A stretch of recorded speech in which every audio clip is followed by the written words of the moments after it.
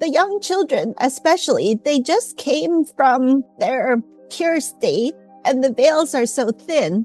So intuitively, they are carrying a blueprint of how life can be and should be if it were undistorted. So they intuitively resonate into if someone's doing things on all levels congruence, their consciousness is pure, they bring a lot of peace or joy or contentment or love into everything that they say and do. And they say what they say in a congruent way, and they do what they do congruent with what they say they're going to do. And you take a quality of beingness and presence that feels really pure and coherent into your actions and behaviors. All these layers and levels are lined up. When that happens, that is irresistible to people around you. That's when true leadership and true change can take place, because people are drawn to that level of congruence and coherence across all the levels. Dr. Edith, thank you. Welcome to Feelings of Strangers. Whereabouts are you in your rainy backyard? I'm in Northern California, outside San Francisco. It rains in Northern California. Sometimes, yeah. Yeah. That's you're ruining the tourism brochure for. But my backyard has good vibes. I've got the chicken coop. I've got the garden beds. It's a very well kept backyard. Yeah. Thank you. I'm anxious to. That's why my blinds are drawn so you can't see mine. It's not like that. So thank you for coming on the show. And I would love to cover with you today many aspects of holistic health, human potential in terms of these latent abilities that we're seeing come online that are outside of our understanding of what the senses, what traditional senses are for people. So I'd love to cover that with you. But firstly, to give people a bit of a grounding, I understand you had quite a incredible journey from when you were at medical school in terms of your expanding awareness that shifted how you see health overall. So do you want to give the listeners just some view as to what that was and how that changed you? Wow. Every time in 3 words or less. Yeah. Every time I tell this story, I get very emotional because I relive it again. It was such a powerful experience, and it started in 2003. 23 years later, I still get very emotional telling this story every time. And I've probably told it, I don't know, countless times now, but it was such an intense experience that changed my perspective on the nature of reality, the nature of our health. What is a human being? What are we doing here? It flipped my reality backwards and upside down. So this was 2003. I had recently quit a successful budding career in software and technology after graduating with a degree in applied math from an Ivy League university. And I completely cold turkey changed my career into Chinese medicine because I'd always been interested since I was a little girl. So I just did it. I had something like a quarter life crisis and I went to Chinese medicine school. Against the advice of all of the well-meaning adults around me. Anyway, once I started Chinese medicine school, I fell in love with Qigong practice. So in Chinese medicine school, you learn Eastern medicine, Western medicine, pharmacology, herb-drug interaction, acupuncture theory, herbology, nutrition, many different topics, and they're all super fascinating. But my most favorite class was Qigong practice, because it's not like in your headspace. You have the direct experience of working with energy. So do you practice Qigong? I have practiced a little bit. Yeah, I'm very, I've delved into it a bit. I'm very interested in terms of how that creates energy in the Qi and yeah. So you can obviously speak more to that. Yeah, so Qi means some people translate it to energy. Gong means to work or like skill development or work. Yeah, like working with energy is Qigong. So you can say that all of life is energy. So all of life is Qigong. Specifically in the Chinese medicine tradition, Qigong is when you are attuned to your attention and intention, and your breathing practice, and your physical posture. Like seated in a certain position, moving in a certain way, holding certain mudras that supports the flow of energy in a specific way. So really anything in life can be done with that kind of mindfulness or conscious awareness, right? You can do dishwashing qigong and sleeping qigong and walking qigong. Anytime you're aware of your thoughts, your intention, your attention, anytime you're aware of your breathing practice and your physicality, that's qigong. So you can imagine in a medical training where you're in your head memorizing, regurgitating all the time. It's such a beautiful, nourishing practice to have on a regular basis. So every time I practice qigong, I just dropped in deeper and deeper, and it's always a win to take some deep breaths and slow down the pace of life. It's always beautiful. So I love the qigong practice so much in school that the teacher in our school, she taught some advanced classes outside of school. And so I thought I would keep practicing with her outside of school. And I also apprenticed with another qigong master who had a beautiful Chinese medicine practice where I learned many different things. But it was in one of these classes outside of school where she taught us some advanced practices. And for whatever cosmic reason, perfect alignment of factors, this particular day, I dropped deeper and deeper and deeper, deeper than I'd ever dropped into in meditation practice before. And one moment, I'm following her guided practice. The next moment, the whole thing just went poof and exploded into the size of the cosmos. One moment, I'm Edith Chan sitting in a classroom. The next moment, the whole thing dissolved or exploded into trillions of pieces of love and light. There was no time, there was no space. There was an almost complete forgetting of some girl in San Francisco named Edith sitting in a classroom. It was just like timeless eternity. Before the meditation, though, she had said something about, in meditation, you should ask some questions. It's a good space to get some answers, some clarity. So I had brought a question into that meditation practice. But the answer came in the direct experiential way and a spherical 360-degree holistic, almost omniscient way, the way that it was answered. And there was this knowing that in this state, first of all, I had returned home to our natural state. I'd never read a book about anything like this, but somehow I knew that I went back to our natural state. And then there was also this knowing, like, almost like the Divine Comedy, like, okay, well, there's no questions. Like, all questions are silly because all answers are accessible. So there's no questions. There's all the answers. So there was no lack. It was complete contentment. So for a long time after this experience, I was like, how do I even begin to articulate something so ineffable? And the closest I could get for a long time was just infinite love, so much beauty, so much peace. But I think complete and utter contentment is probably the most accurate description of what that state was for me. Because there was absolutely no lack. So in this state,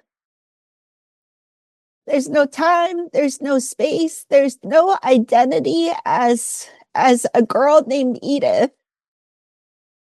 So I don't know how much time actually elapsed. But at some point, from a faraway distance, there was this voice.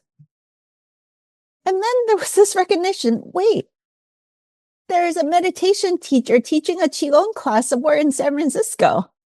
Wait a minute, there's a girl named Edith sitting in that classroom. Huh. It's like maybe it should go back to that it. So that when that thought entered, it was like, trying to take trillions of pieces of love and light the size of the cosmos and squeezing it, densifying it back down to this physicality. And that experience felt so absurd that it was like on the verge of painful to do it. But it did, or I did. And as soon as it landed, there was so much clashing of so many realizations like, wow, I went home. I returned to our natural state. So much love, so much gratitude, so much appreciation that I got to go home and remember who and what we actually are.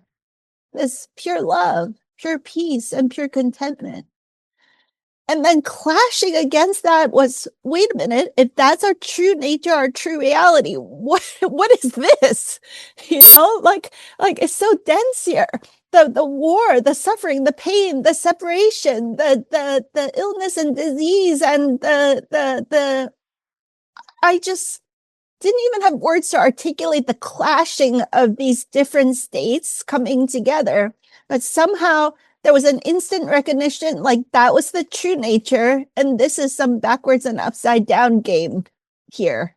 And it got me actually very confused. I had a dark night of the soul for about 3 years after that, because I needed to make sense of that. Felt so real, so right, realer than this reality. Well, what are we doing here? Why did we choose to incarnate into this physical form? Why is everything so backwards and upside down here? You know, why is there so much war and divisiveness and suffering? And why is it so hard for all of us to have a peaceful coexistence on this earth plane? So I had so many questions, and it turned me into a seeker. And that was 2003. And I spent the subsequent 2+ decades putting all the pieces back together to see how we can revert this inverted reality, you can say, so that it felt right within my system. It's not like I even have a choice, because after that experience, my inner compass became permanently dialed to that as closer to truth. And what's further from truth, it literally feels hurtful to live life that's not congruent with our true nature. So that became my guiding principle for all the searching and studying and seeking and integration and all the inner work ever since. So you almost did it back to front. You had the awakening, and then you had the integration and seeking, as opposed to the seeking, coherent integration, then awakening. Some people say that I had an NDE without the it D part. sounds like you without the Yeah. And it's similar. What I mean, I have to ask then, with that question, why do we choose to incarnate in such a dense reality where all these things, these painful things and ways of being, are the predominant operating system for most people? What is your insight into the reasons for us wanting to experience such a reality, given it's so different to our true nature? Another small question. I'll speak from this is my current snapshot in time in my understanding. Just knowing that we're all evolving and all learning and growing. I've had a couple of profound experiences in darkroom retreats with Jasmine, who's based in Australia also. So she's been known for hosting these darkroom meditation retreats in Thailand at Mantak Chia's retreat center in Thailand.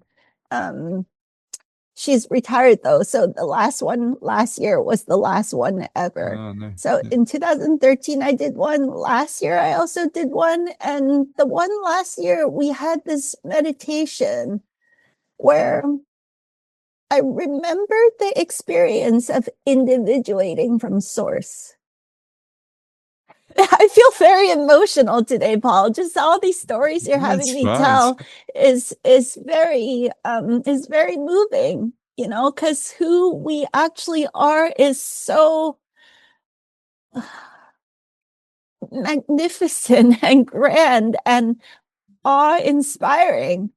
And we're down here like pretending to be small when we're all so beautiful and magnificent, you know?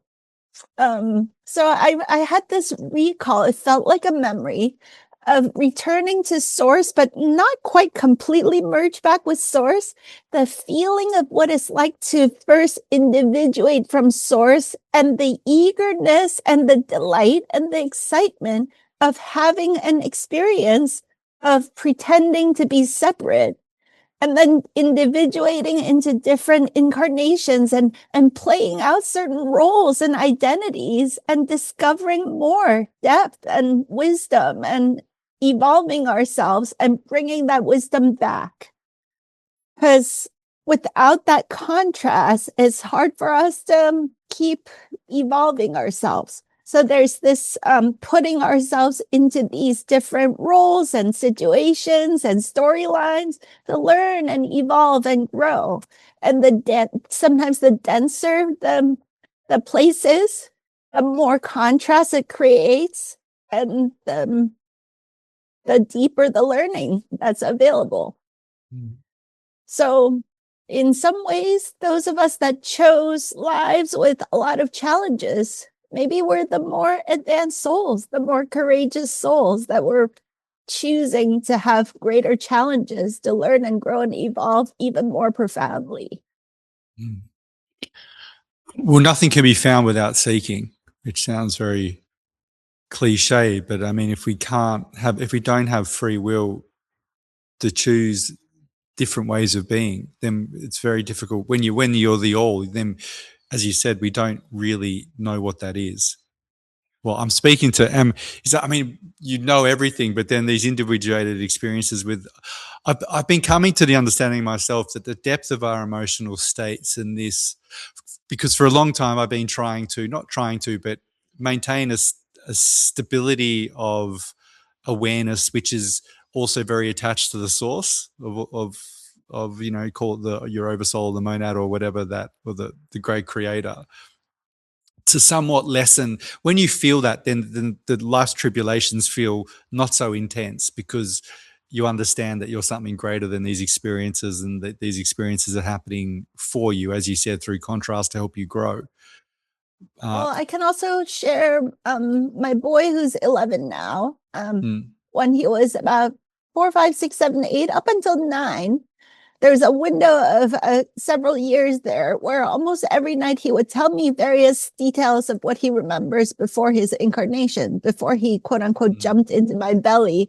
He was like, when I was a space baby, before I became an earth baby, like blah, blah, blah, blah. And one of the things he would share about this was, Mama, when I was a space baby, before I became an earth baby, we don't know loneliness.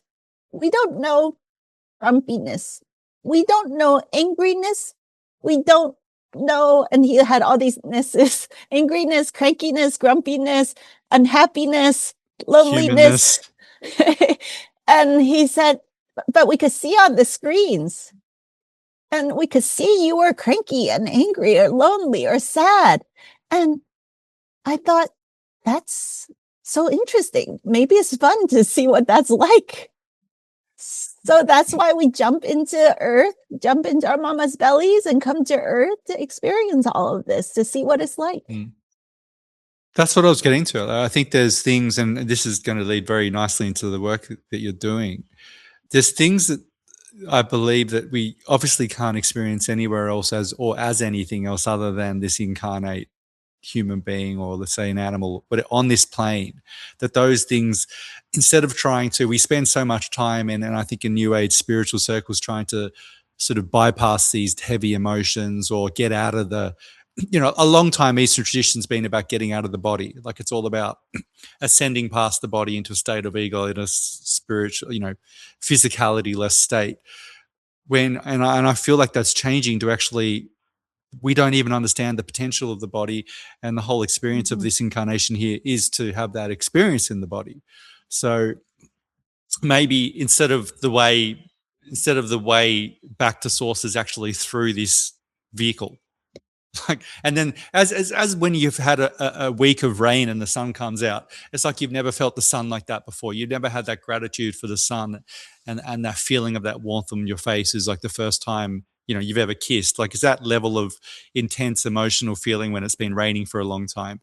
And the same could be true for us going back to source. Like, we're not going to have that full gratitude or that sense of beauty unless we have that differentiation.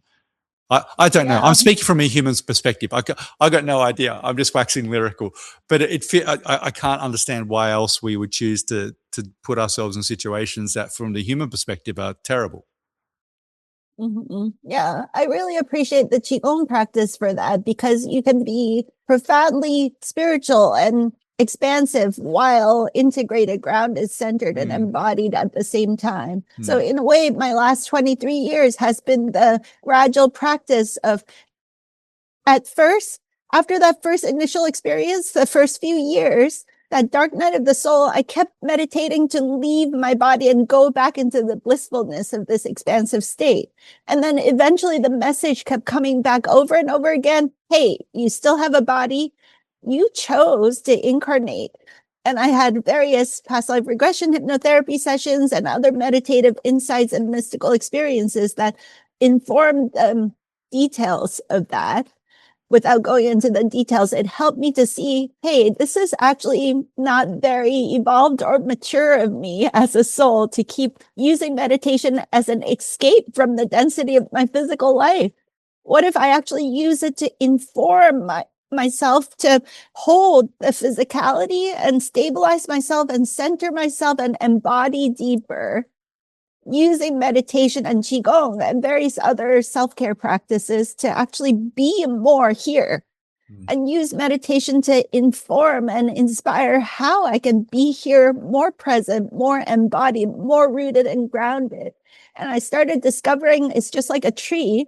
The deeper you root, the more you can grow tall and expand wide.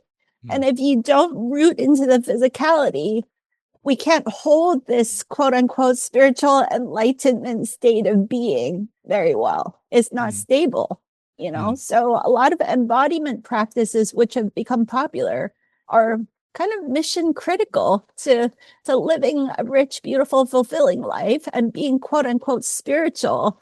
One of the most spiritual things I feel we can do is to be deeply present, embodied, centered, rooted, and grounded. So it took me a number of years to come back around to that conclusion. Well, not surprisingly, yeah, because also the other is true. We have this field, or wherever our consciousness is, always in another dimension as well. So it's this polarity. It's also taking place whilst we're in our bodies. It's a crazy ride. So I would love to hear. So before we get into, I really want to delve into intuition and these, what are known as psi phenomena.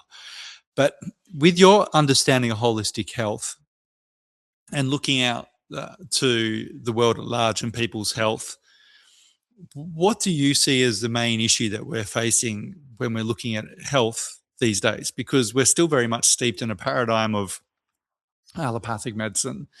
It's a very big pharma-based model. People seem iller than ever.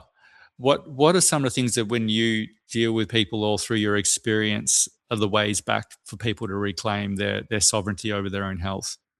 Wow, this by itself could be quite the conversation. But if I would distill it all back down to simple basics, it would be self-love, self-care, and self-awareness.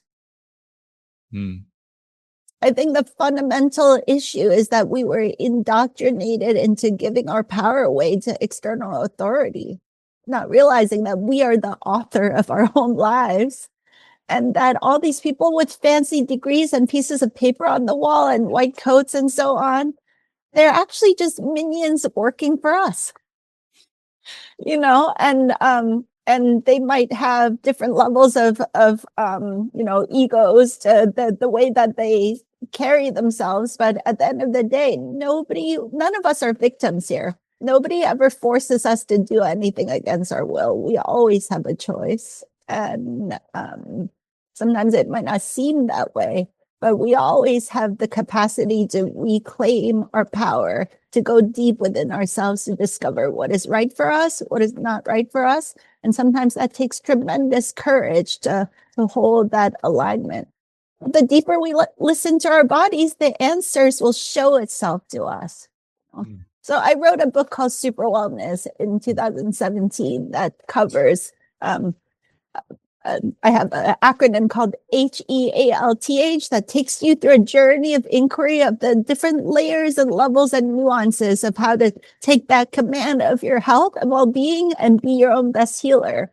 And your audience is very sophisticated. So if they read the book, they'll see very quickly that it's a quote unquote wellness book, but that's actually a camouflage because it's a book that attunes our physiology in such a way that we can hold these expansive consciousness states and actually ground it and stabilize it and embody it.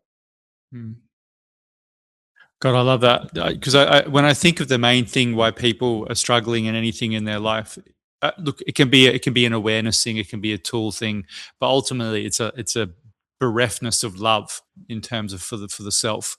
Because if you loved yourself, you wouldn't put your body through intentional harm. Which comes down to as well, when you love yourself, you're not going to allow just impulses to dictate your life, particularly when it comes to eating certain foods or drinking and all of those things. It's very because when you tell people that they have choice, they always have a choice, and someone will bring up the most extreme example of someone not having choice, as if that justifies the plethora of choices that we all do have in our daily lives. But it comes down to radical accountability too for your own life, which it's a big thing to take on, because then you have to look at your life honestly and say, well, everything that I've done has led me to this position. Regardless of what's happened in the past, I've still made choices from there based off things that have happened to me, and I've created this. But how else are we meant to get through if we can't take radical accountability? Because that's ultimately the agency that facilitates the change. Yeah, I feel like the divine comedy of all of this is that the cards are stacked in our favor. You know, at some point, life just unfolds in a certain way where if we don't snap out of it now, we'll snap out of it later. We just have a different threshold of where our quote unquote rock bottom is before we say, enough. That's enough. I've had enough of this suffering. I have to change course now. Yeah. And that threshold is different for everybody, you know? And so I have softened over the years to trusting everybody's soul path to unfold how it's meant to unfold, and is actually none of my business. If people choose to read my book or listen to my recommendations, if it resonates, they will naturally feel called into it. And there's really nothing the rest of us can do to, in fact, it hugely backfires if we try to. Oh my God, it's the worst thing ever, forcing people.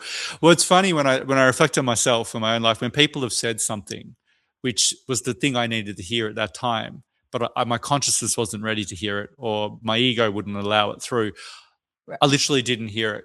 Like I didn't hear it. And it's not until later then I hear it from somebody else or in another slightly different languaging. And I'm like, that's the thing. And you might go back to that person who told you that. I've had it too, the reverse, where I've told someone 5 years ago, you should maybe look at these things for your health. And then they come verbatim and say, oh, I tried this, this, and this. And you're like, great. You can only be, but I'm not saying that as a judgment, because as I said, like I can see my own life where I've done that so many times. And it's really very true. Like the path just will unfurl when it's time for that path for you to unfurl, or when you're ready to acknowledge it, or whatever that may be. If I may take this conversation a little bit tangentially, I think there is like the actions and behaviors is one tiny micro layer of the whole thing. Yeah. And it's such a huge turnoff, to be honest with you, when people do all the right things, but they do it grumpily, resentfully, militantly. And it's just like, it's not sexy. I'm sorry. I'm not drawn to that, you know? But if you live a life of joy and delightfulness, and it just looks so fun and sexy, like I'm drawn to that. well, what are you eating? What kind of workout are you doing? How can I be so radiant Yeah, yeah. and high vitality and full of joy and zest for life like you? Then I'm drawn to listen to that person's advice, right? So there's like the layers. We talk about this with our work with the kids because I have a project called Luminous Education Revolution, all about the new paradigm of education and parenting with this new generation of luminous kids. And one of the things we talk about is that in my previous, in my upbringing, my generation, I can say, a lot of us were like rebels. We saw through the BS of the system and we would say, it's not congruent. They didn't do what they said. So the congruence between the words and the action, when it's out of line, we would disapprove or rebel against it. But this new generation of children and this new consciousness that we're entering into is a lot more nuanced and mature. We are aware of our consciousness, our attention and intention, and the quality of energy we bring to a situation, along with the words and the actions. All these layers and levels, is it all congruent? Because the young children, especially, they just came from their pure state and the veils are so thin. So intuitively, they are carrying a blueprint of how life can be and should be if it were undistorted. So they intuitively resonate into if someone's doing things on all levels congruence, their consciousness is pure, they bring a lot of peace or joy or contentment or love into everything that they say and do. And they say what they say in a congruent way, and they do what they do congruent with what they say they're going to do. And you take a quality of beingness and presence that feels really pure and coherent into your actions and behaviors. All these layers and levels are lined up. When that happens, that is irresistible to people around you. That's when true leadership and true change can take place, because people are drawn to that level of congruence and coherence across all the levels. And so if we want to inspire friends and families to change, this is the work that each of us gets to do without telling people what they should do with their lives. If we busy ourselves, it's a full-time job, 24/7, 365, to live our lives in this kind of impeccability and congruence. That's so irresistible. It's going to cause other people to change. But the paradox is that you didn't waste any energy trying to cause anybody else to change. You're just taking beautiful care of your own business. And it inspires everybody else around you to rise up to their best version self. Yeah, it makes me very much think of that everything starts in the unseen. So everything's vibrational. So when you entrain your vibration, I don't want to say a higher or lower state, but a more coherent state, those who are vibrating at something, even a fraction will be drawn to that in some way. Yes. Yeah, it's pretty amazing, because my experience with doing speaking to so many people, you can feel someone's, even through like the technology. So looking at you now through obviously Zoom, you still feel that coherent frequency from people. And it's really interesting how I notice that I'm changed after conversations too, but I don't remember so much all the words or the points. It's just the overall feeling that person leaves you with, and their vibrational signature that gets imprinted on you depending on how resonant you are. And that's fascinating, because we're so fixed on, it's like I really used to love poetry, because poetry, yes, it's about language and words, but what it's pointing to is not the language or words. The word, they're just in the way of trying to point to the ineffable thing that they're somehow describing the shape of, that touches your heart. And I think that's with all people. We have that feeling like you don't remember the stuff. I mean, there's that famous Mary, what's her name, who said, you don't remember what people say, but you remember how they made you feel. Yeah. Agreed. And the reason why well, there's several things. Like these days with so much good information flow, most people don't need more information. You don't need more information. God, no. Right? Yeah. In order for us to be inspired to make change, as cheesy as it sounds, the more we can offer each other non-judgmental, unconditional love, then everybody's inspired to change. Like everybody already knows what to do. But why don't we? Because there is old programmings that lead to guilt and shame and self-sabotage and all these things. And yeah, the love, the non-judgmental support that we can offer to one another. That's the secret sauce that will nurture, nourish, and feed us to have the energy and the courage to make the change. It certainly. I'll give you. Then we're going to talk about this intuition with the kids and the blindfold scene, because I went into a very big rabbit hole on this when I first saw it a few years ago. But with that non-judgmental love piece, like, and I can only talk from my own life. When I'm feeling frustrated and irritated and somewhat not present, and I'm thinking about the future and what's going to happen. We're all going to end up in a cardboard box with AI robots running around, and just Elon Musk telling us what the future looks like, whatever that, or the select group of technocrats. But that's when I find I judge people, because I'm not present, and I have this sort of sense of I'm not comfortable within myself. So I've become very good at catching, okay, when I'm finding myself in a judgmental state toward a situation or a person, it's just a simple question of what's going on with you, because this is not about them. Because when I'm in a loving, coherent, accepting state, there's almost nothing that people can do to upset me. I'm going to say, oh, that's all right. That's on your path. That's a reflection of you and not me. And then the thing is, the most change obviously comes when I reflect on relationships that have been difficult, and then they've transformed into much more harmonious relationships, have precisely come when I drop the judgment entirely. Like, because everyone can feel on some subtle level when you're judging the way they're living, and there's not a single human being who appreciates that. Yeah, agreed. Yeah, so it's huge, and as you said, it's that ongoing, it's that 24/7, 365 practice of continually like checking in with yourself when you're not in, when you're slipping away from those states that ultimately make you happier. So let's dive into this work. So tell us about the kids. Tell us about what you're seeing with these abilities, particularly with this new generation, and also the potential that we all have as adults or human beings to tap into this whole other dimensions of fields of awareness that we're starting to put science around and understand.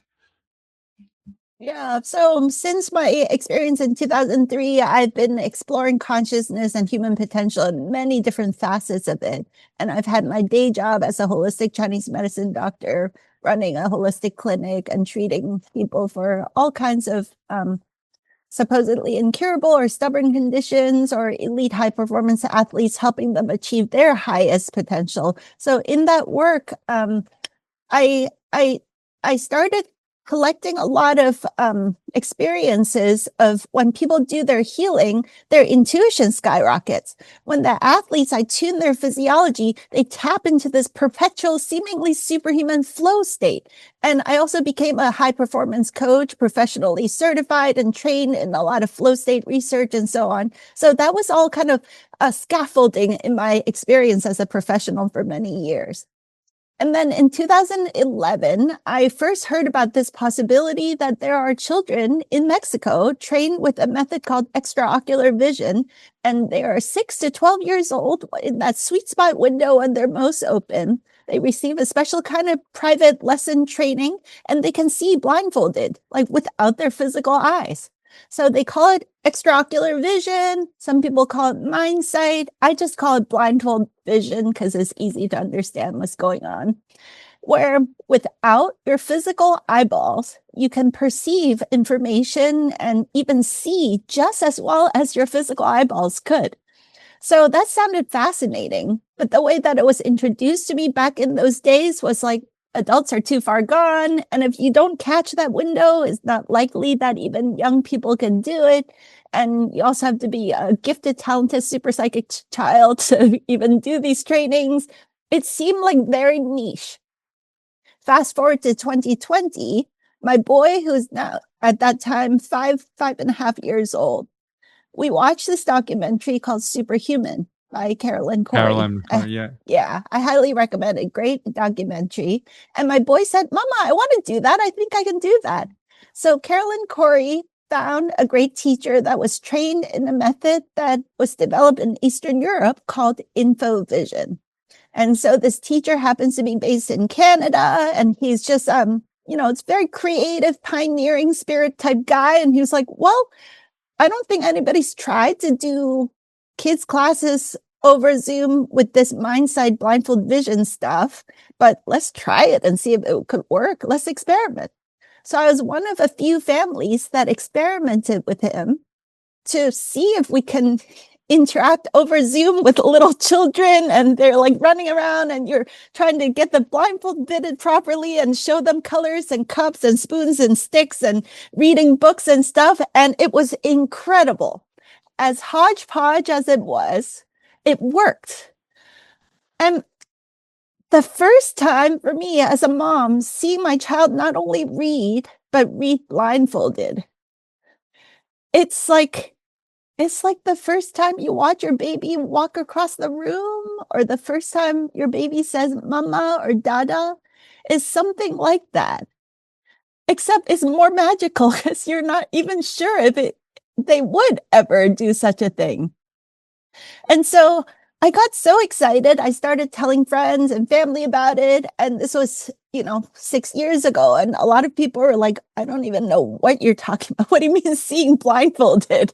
Right. So I stayed in touch with Bodan. We became really good friends. And in those subsequent years, I had started various projects around new paradigms of education and parenting. And so my email list started growing with some really special families.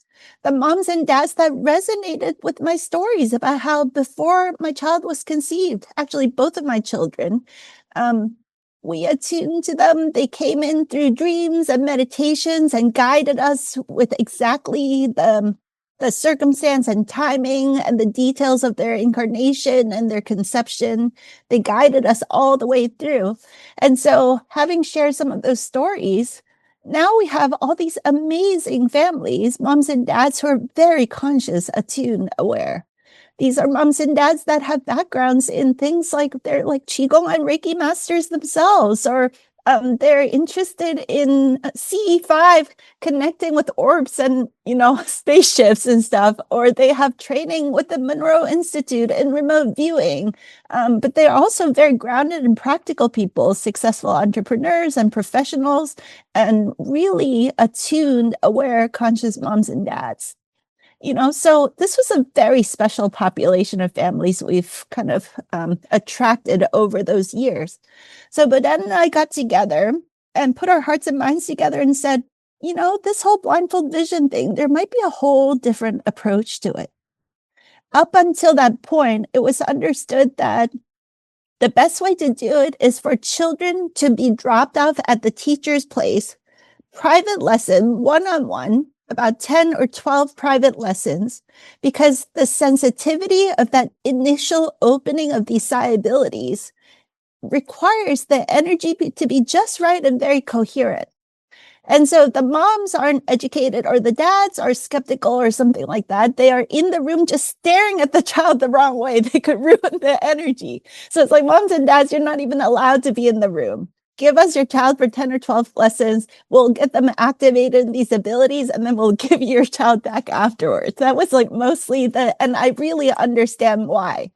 But now I have just the perfect types of families where the moms and dads not only wouldn't ruin the experience, they could hugely add to the experience because they're already meditators and conscious and attuned and aware and sensitive. And most of all, they really get the profound expansion of consciousness that this is creating. They're a huge supporter of this kind of work.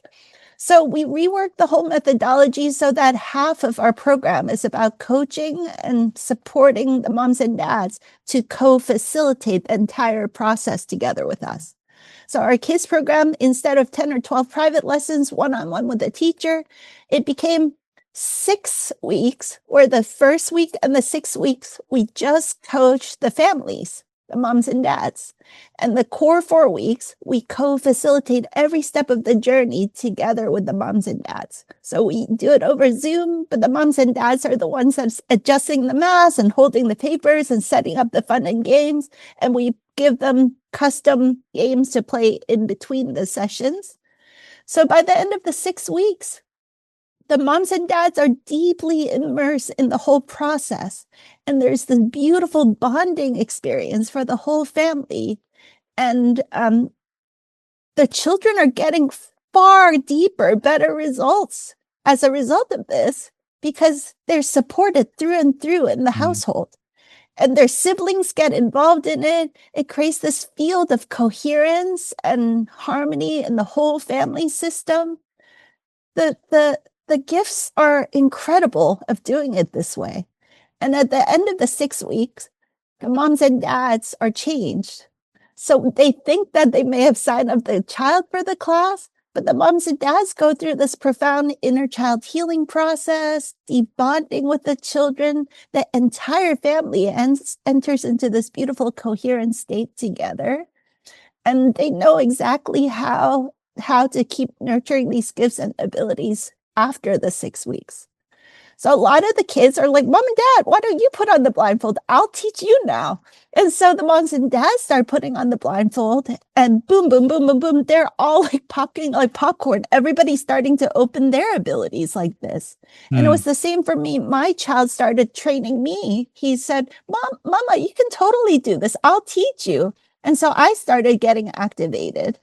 So with the demand growing for the adults, a lot of the moms and dads started asking us, can we do official adult trainings? So that started having us research into the adult part of this work, where in the past, when it started to be understood that adults can do this, it was understood that for the most part, it would take months of training for adults to tap into their abilities. And then later on, it became more like 6 to 10 days of intensive in-person training in groups to do it. So we know it's possible. But what we discovered is that I started collaborating with a woman named Dalia Burgoyne, and she's world-renowned for her work with blind adults. So she works with blind adults that do not have working physical eyeballs to use this ability so that they can see and perceive with their intuitive vision, with their mind sight, and it's a huge quality of life improvement. And so these blind adults are super motivated to practice because it's such a huge quality of life improvement. And so by working with Dahlia, they really refined the protocols for working with adults. So Dahlia's background is super interesting because before she came into Mindsight, she had trained in a different style of Qigong practice where they cultivated other intuitive senses, like intuitive touch, intuitive hovering sense, intuitive hearing, intuitive smell, intuitive touch.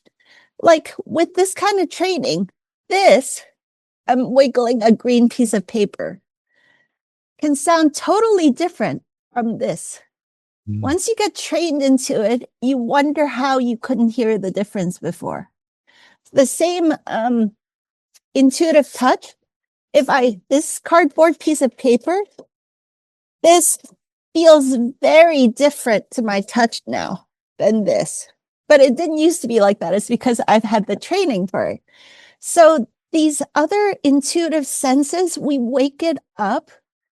The hearing, the smell, the taste, the touch, the hovering sense, and then we build up to it and also do this mind sight, the visual light sensing part. What we're discovering is that there's these dormant circuitries or dormant muscles that we've just allowed to be atrophied. We haven't practiced these abilities. And once they start waking up, it's so beautiful and magical. And part of you is like, wait a minute, it's so obvious now and almost so easy. It's like too easy. I wonder how it was that we functioned for so long without this ability before. So when Dolly and I started putting our hearts and minds together to rework the adult training, we started distilling it down into a 3-day process. And I don't want to make guarantees or promises, but many of our adults, if we just wanted them to have the intuitive vision or the mindsight ability turn on, we could easily have them to start opening in 15 minutes, maybe up to an hour. We can get most adults to open very, very quickly. But the reason we do it in a 3-day in-person format is that we find that the ability sticks much better if we have a really gradual progression into it. Adults still have this like doubts and skepticism come in. So when you first start opening, some people will have their doubts and skepticism come in and they'll shut themselves down. But if we have this sequential buildup of all these other gifts and abilities, the intuitive sensing and hovering and smell and hearing and touch and all the other senses, as they build up these experiences, it stabilizes all the other skills and abilities. And we also do things like spoon bending, telekinesis, sticking coins on the wall, magnetizing metal, doing really interesting healing practices. And I don't want to give away all the secrets of all the fun activities that we play with that opens and opens and opens our perception of what's possible. So in the 3 days, we go into kind of a timeless void of playfulness. We play all of these fun games, and we come out of the 3 days as a far more expanded, more attuned and aligned version of ourselves. And the mindsight or extraocular vision or blindfold vision, whatever term you'd like to use for it, that's just one of the many, many gifts of the experience. God, many directions I can go with this. I'm just. I So think at it's this point, I've activated 300. We have experience with 300 kids and families and dozens of adults. By the end of this year, it will be about 100 adults that we've worked with. Yeah. I find it interesting. Well, there's two things. In one part, we're very conditioned, obviously, in what we're told is possible for human beings. From as we said, like the people in the white coats or so-called the science says we can't. In terms of, let's just take general biological aging, like the cap on what's possible.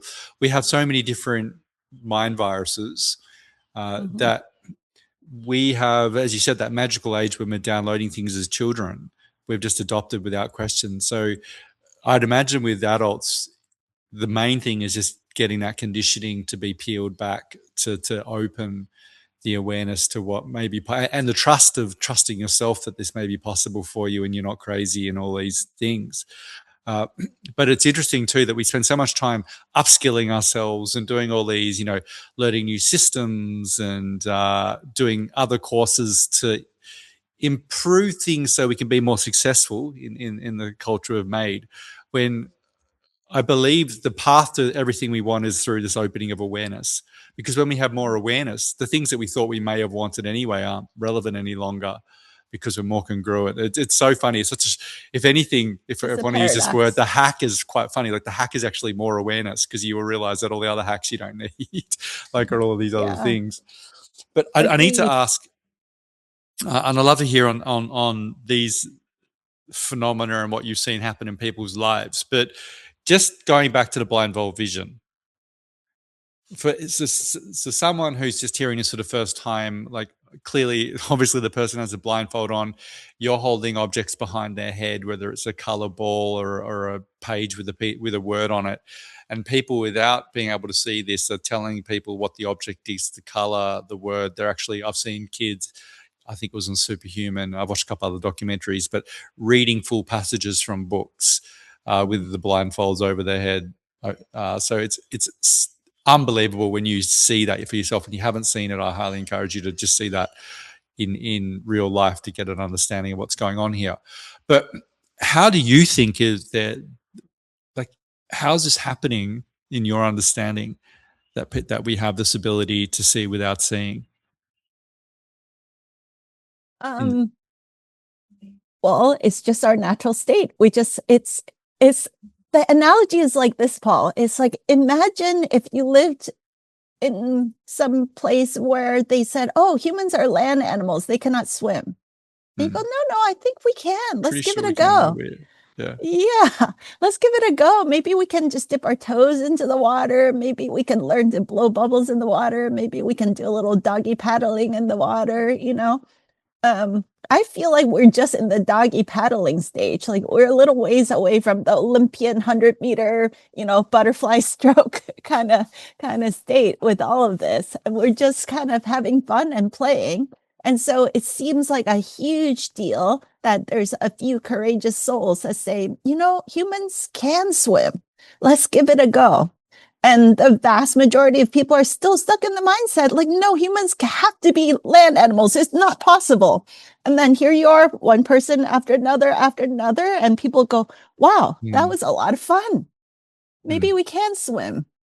So these are innate abilities that we have allowed to atrophy. Everybody can do this. This is my experience so far. However, we have to be willing and open-minded enough to give it a go. So a lot of people say, is it about the belief? I would say, well, in the beginning, the belief gets you in the door. And once you start having experience after experience after experience, who cares what you believe? It's just right here. It's so obvious that it doesn't even matter if you don't believe. It's just in your face that you've seen hundreds of cases and you've had thousands of your own personal experience of different ways that your perception can open, so much so that the facts are in your face and you cannot deny it anymore. So that's the level of confidence from which I speak now compared to just a few years ago when it was still kind of new to me. At this point, I don't have doubts because I've seen our dear friend Sean, who's the blind man that has false eyes. He comes to all of our adult workshops and demonstrates with us. And Dahlia, who I co-teach all of our adult trainings with, she's so good with her mindset that she'll wear 4 or 5 layers of tapes and blindfolds and all kinds of stuff. So part of it is like, the more tight you want to play games with the blindfold on in such a way that you almost forgot that you wore the blindfold. So sometimes in the beginning, it's helpful to wear the blindfold a little bit looser so that you're busy just like sorting colors and sticks, and you just forget that you're wearing a blindfold and then you're seeing everything. So I just have so many data points that there's, with each and every cycle of these classes and workshops, you see dozens more people having a variety of incredible experiences that your doubts and skepticism just dissolves away. It feels like we're heading into an age, so with the blindfolded seeing, that just in terms of truth, the more I've opened in some way, like I just assume that people know that I'm lying if I were to lie about something. In some subtle way, because I always now know if someone's lying to me or not being completely honest. You can just feel it. There's no hiding things anymore. And it certainly feels with all of these, it's sort of heading in that way where we can't, the things that we've gotten away with in the past or willfully ignored just don't seem, and we're seeing that in the world at large. Like, this stuff's coming out. It's just almost like, well, yeah, it feels in alignment with these other abilities. Yeah, and I think something that we've discovered is the most popular kind of blindfold that people use is this one called the mindfold, because you've probably seen these. They have a nice cutout so you can have your eyes open inside, but it's a nice film that covers all around the eyes. And the reason for that is it's easier to perceive visual information with your eyes open or half open, although you can train yourself to also see with your eyes closed. It's just a training thing. And so it's nice to have this blindfold. However, for little kids, it's pretty big, so it covers a lot of their faces. So there's other kinds of masks, like there's one called the manta mask, which seals the eyes even tighter, but it's a very narrow band, and there's more forehead and more cheek and face real estate that's exposed with this kind of blindfold that has a smaller strip. And we're finding that the perception is way clearer with the smaller blindfolds, even though it's sealing the eyes even more tightly. So that suggests the possibilities that the more of your skin is exposed, the more light and visual information is somehow coming in and being processed and translated into visual information in your brain, maybe. Because we also find that with our children, some of the more advanced children, because some people say, oh, well, are they cheating? What if we put a big shield in front of their face?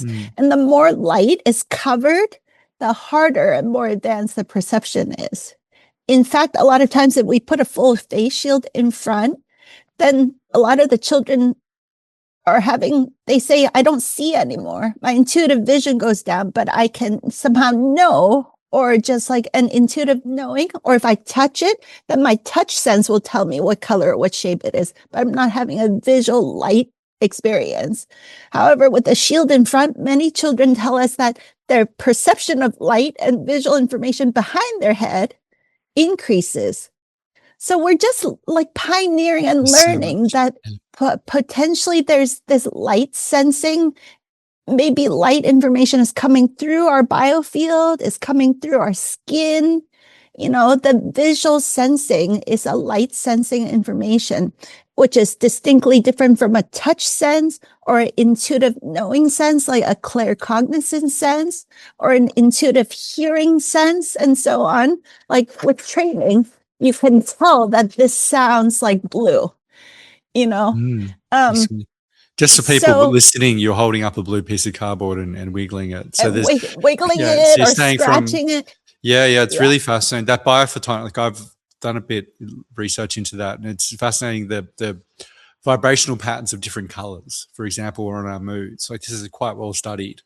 So it makes complete sense that you'd be able to hear a vibrational difference between different color cardboard when they're being shaken. Yeah, I think we're talking about a type of literacy. You know, they call it the sixth sense, but it's actually our first sense. But somehow in this culture, we just kind of stunted our own learning and growth in this intuitive first sense, right? And so we are illiterate in this department. And in the very near future, I feel that this kind of literacy, the honing of our intuitive sight and intuitive hearing, intuitive touch, intuitive sensing and smell and taste, and all of these intuitive circuitries will regain our natural literacy with all of this. And the result could be a far more beautiful and harmonious life because we have heightened awareness of things that are operating in our fields, but we're just unaware of it before. So it's like you flip from black and white to full color spectrum living. It could be such a more beautiful experience of life. And on top of that, because our intuition is more attuned, we're more aware of this inner knowing sense. We learn what it feels like to second guess ourselves or overthink about anything versus just sense, feel, and know, right? Once that sensing is more attuned, that compass is more dialed in, it creates a more congruent and confident human being. And when two such people interact, we can see, sense, and feel into more deeper layers and nuances of information being transferred between two human beings. And so the communication is going to improve. We're going to have less misunderstanding and less miscommunications between two people. And gradually this heightened sensitivity and awareness will make us into more telepathic human beings. And so we're and this is the transitional training into the full telepathic human. Do you think that the kids are coming in now with just this greater knowledge due to some sort of, say, vibrational shift on the planet, or that we've always had this, but due to an inability to access these modalities, they've just been subdued? So all human beings have this incredible capacity, regardless of their age. The thing that's stopping them is their thinking. or do these kids have these sort of just are coming in with heightened abilities as it stands? So for them, it's like, a short process. My sensing is this both and. I think we've always had this ability, but we are not separate from our environments, right? And so if the consciousness field across the world is evolving to be more supportive of these abilities, we can tap into it faster. It's less of an uphill battle. We just kind of drop into it very easily now compared to even several years ago. There's this, and then there's the fact that before I became a parent, in fact, I wasn't even planning to have children. In 2013, shortly after, I went to dark room retreat and came back and had a more heightened intuitive ability. I moved out of the city and lived in the countryside where my boy just started coming to my meditations and dreams every day and every night and communicating that, yeah, to your question, there is a whole wave of children that are choosing to incarnate right now. And the specific stuff he told me was, you guys have been talking about and theorizing about the new earth and the new human and all the stuff you talk about. This generation of children will show up and blanket the earth with a new energy and consciousness. And we're not going to theorize about any of this stuff. We're just going to do it on a mass scale. We're going to show you a new, more expanded way of being a human being. And so in a joyful, childlike, playful way, we're going to change what it means to be a human just by our quality of beingness and the way that we live and the way we show up. No more dogma or philosophy or religiosity. We'll just show up differently. So please take my word for it and give me a body and let me be incarnated here, So, and here we are. I mean, hundreds of families later, activating all these incredible abilities, and the moms and dads are shifting and evolving so fast. And I feel like we're just getting started right now. Yeah, I feel like it's such an exciting future that we have. Even these conversations are not considered. I mean, I'm sure there's some people who consider them fairly out there, but they're so standard now for people to, even in the vernacular that people use, like chakras have become almost like a bit of a meme when you say something. I need to align my. I heard a tradie who's a tradie here is someone who works on work site, like a carpenter or plumber or electrician, and is building up the road. And one of them I walked past and he said, I had a big weekend. I need to realign my chakras. So it's fun. I live in an area where that's not that weird, but it's funny hearing a tradie, who usually you're hearing about football and this is not something about like obviously they're human beings with lots of varied interests. But it's beautiful that even the fact that that's part of the public lexicon shows you the change we've had. And even though you can argue, yoga's been taken and made into like a sport and all this other stuff, it's the intention of the presentness and the practice that's still in the culture. And there's always, as you said, people are always going to find us who are ready to find the deeper meanings of everything. And eventually it will just become a way that's unstoppable. I think it will just become like the old ways of being will become so distasteful for people who are coherent that the incoherent people can't maintain that vibration. Mm-hmm. Yeah. And the good news is that in any community, in any space, the person or people that are holding the greatest level of coherence, that actually becomes the most infectious energy anyway. So the cards are totally stacked for our success. The more each of us do our inner work and be coherent, it ripples very quickly into the mass consciousness. Have you seen, so I'm just going to tell you this one quick thing. You know Veda Austin's work? Of course, she's a dear, dear friend. So you would know then with her work with the entrainment with the eggs. Have you seen the ones? Yes. Yeah, I thought of that. So for people, so she'll put like a healthy organic farm egg and then put around it caged unhealthy eggs, leave them overnight, and the caged unhealthy eggs entrain themselves to the healthy egg. So they literally change their material composition, which is like that. Like you hear so much of this. I've heard when you're into this, you read it and you're like, oh yeah, that's just something that's amazing. But when you actually stop and look at one of these things, you're like, hold on, that's completely opposite to the way we live most of our lives. Like that's crazy. I know. I love her work because is in a way that's similar to my work. It's like showing us just how potent and powerful we each In are. real, There's yeah, the cards are really stacked in our favor here, yeah. So it's such a beautiful and exciting time to be alive as we rediscover our true nature in all of these different ways. And her work lately has been inspired by autistic savants, beyond verbal autists, we like to call them, that are coming through supporting so many of our works and projects with so much love, so much wisdom, so much support. And I'm in touch with some of the beings that she's in touch with also. And Dahlia's daughter, Lidu, attends all of our adult workshops with us and also co-teaches and does Q&A sessions with our groups. And she's a telepathic, she's a beautiful angel wisdom keeper disguised as a 15-year-old autistic savant who is defying all the medical predictions because she was nonverbal, and she's been training herself like an Olympic athlete with the spelling on the letterboard in such a way that is completely skeptic proof. Like she's training herself to do the spelling without anybody touching her. And she's even speaking some words and sentences now. She's really training herself like a professional to demonstrate to the world the possibility of telepathy. And so she jumps into the dreams of not just myself and her mom, but many of the participants of our workshops and trainings to keep guiding us and coaching us. And she's introduced me to her friends on the Hill, and they come to guide me also. And then many of our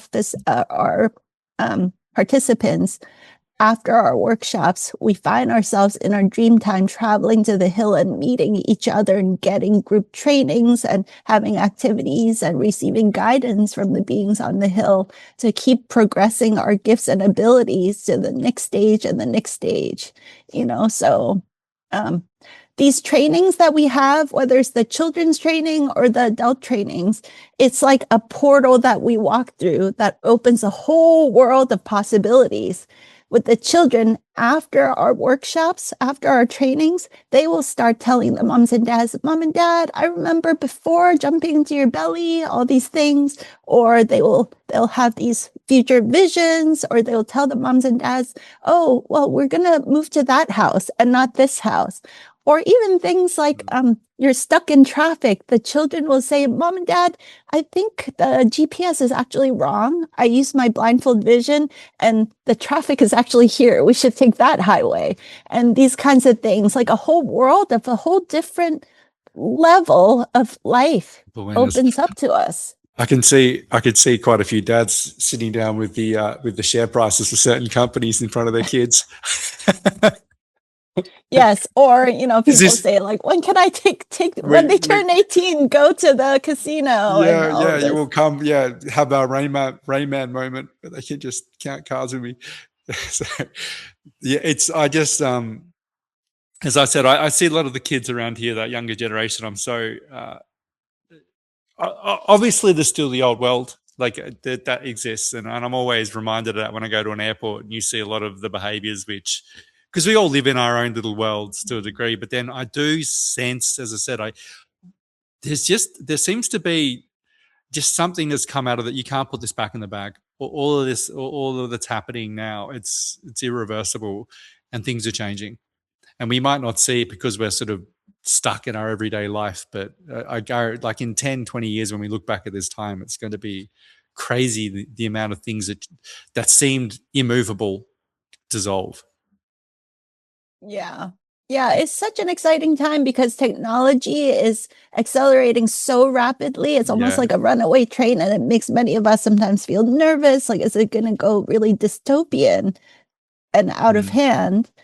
And on the other hand, our internal technology is quickening so fast, also at an exponential rate. So I think that the human evolution in the time of AI almost demands that we do this kind of inner cultivation to awaken our inner technology in a way that allows us to expand our consciousness and embody a more awakened, attuned, aware state of being, so that we can be in command of all of the external changes that we're facing. So really exciting time to see how those two trajectories, as they both go exponential, how they work together synergistically. Yeah, it's just a tool. I mean, AI is an incredibly powerful tool, but it's also from human consciousness. It's from the planet itself, and we're also from the planet. So this whole, I think there's a lot of dystopian narratives which are from people who've been on too many YouTube channels. And then when you use a lot of AI, there's definite limitations in the like. I think it's very good at certain things, but it doesn't have. We don't even know what consciousness is, as we've had this whole conversation. We're just touching upon the very edges of what our consciousness may embody. So to then be positing whether or not the technology is conscious and all these other things, we haven't even remotely figured out ourselves. So where's the ceiling for either? We don't know where it is, but I'm certainly not concerned on that level. I think it's more a case of how the powers that be use it in negative ways as opposed to the thing itself. Because if we're training it, like Yeah. But Yeah. with Dr. Edith, I'm so grateful for your time. Sitting out there in the rain in your yard. Is it dried It's up? been nice. The air smells so delicious when it's raining, With the rain, it's and beautiful. the negative ions in the air. It feels so good to be out here, actually. Yeah. Well, I'd love to have you back because at some other time, because there's so many other attributes to what you do that we just sort of glassed over. But I'd love to hear more on. But just to finish with, where can people find you? Can they sign up? How can they sign up if they can sign up to these workshops when your next one is? Just I'll put it all in the show notes. But yeah, so we have our kids program, which is done online. So we welcome families from all across the world to join our programs. And so the kids program is run in 6-week cycles, either in private lesson formats or in group class formats. And moms and dads co-facilitate the whole journey with us. So that's the kids program. And then the adult trainings are always in person. That's because it's so much more potent in person to do it in a group. And so we have one that is sold out in May. We have a new one in June in Northern California. We have a couple in the fall outside Austin, Texas. And if there's demand and people want to invite us to Australia, we'd love to come visit. So that's the adult training. And then for those of you that have local in-person communities of children, and you'd like to bring this body work into your local homeschool co-op or into your local school program, or maybe you're a dance teacher, a music teacher, a gymnastics teacher, and you already have like-minded community that might be open to this kind of work, we have a facilitator training program that we're launching this summer, or summer for us in July. And so all three of these, the kids program, the adult program, and the facilitator training program, can be found at blindfold.vision. So http://blindfold.vision. And that jumps you right to the section of my website that has all of this information. But in general, my website is dredithubuntu.com. That's spelled Dr. Edith, EDITH. Ubuntu, ubuntu.com. And you can see all of my last 20 years of work kind of all laid out there with meditation and Qigong and consciousness and human potential. My first book, Super Wellness, you can find all that historical stuff there too. Dr. Edith, thank you. Thank you for your work. Thank you for your time today.